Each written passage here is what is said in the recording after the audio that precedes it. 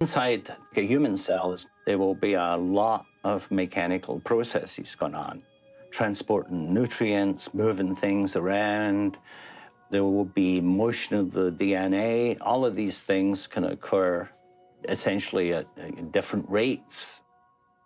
So the end result is complicated motion on a very small scale. You mentioned that the healthy cell has a continuous harmonious sound, but then the diseased cell has an erratic sound. We can treat them with different chemicals that affects the molecular motors. That caused this strange process where the cell was singing.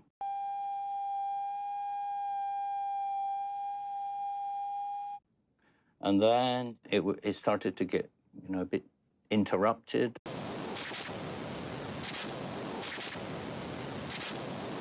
And so it was a process until it stopped. So if you look at a dead cell, for instance, you will effectively hear something like a white noise, like shh.